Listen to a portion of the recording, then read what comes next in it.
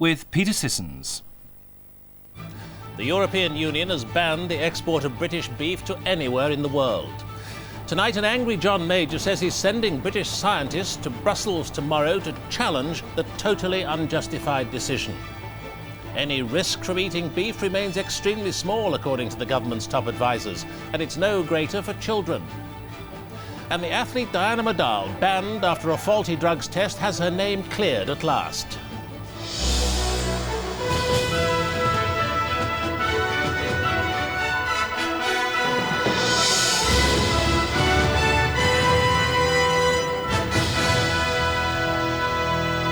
Good evening. The European Union dealt another crippling blow to Britain's beef industry tonight, just as ministers here were insisting that the risks of eating British beef remained extremely small and that no extra measures were justified to reassure the public. But at a meeting in Brussels, EU officials voted for an immediate and indefinite worldwide ban on the export of British beef and beef products. And later, the EU Agriculture Commissioner invited Britain to propose new measures to eradicate BSE, or mad cow disease, and to report to the Commission every 2 weeks on their implementation. Tonight, John Major telephoned the President of the European Commission, Jack Santer, and told him the ban went well beyond anything justified by the scientific knowledge available to the UK. Mr. Santer agreed to reconvene the EU meeting tomorrow to hear the British scientists in person. Greg Wood reports on the implications of a European ban and its financial consequences.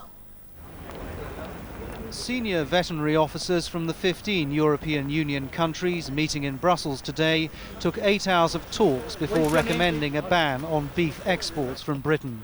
Britain's chief vet found himself outvoted by 14 to 1.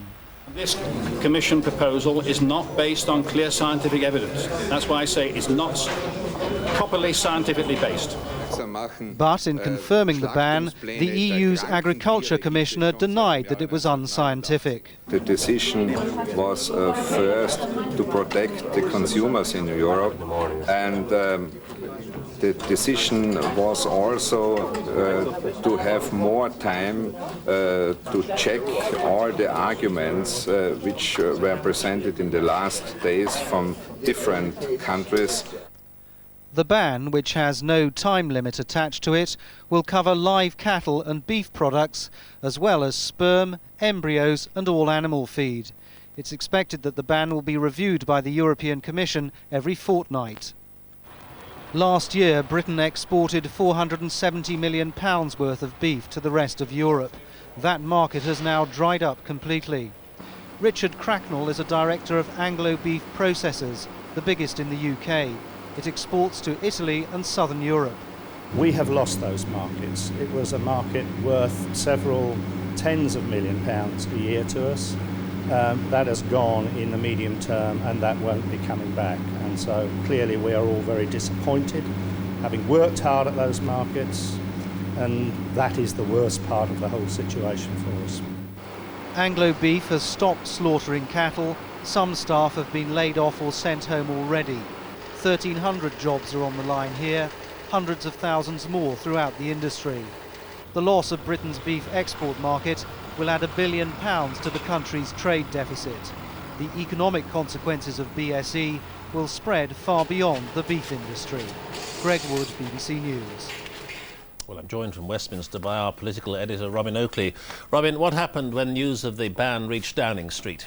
Well, I understand the Prime Minister was very angry indeed, and he phoned Jack Santer, the European Commission President, at about 7 o'clock this evening and said that he was quite astonished by the decision, which went, as he said, in the words we've heard from Mr Meldrum there, way beyond anything justified by the scientific evidence.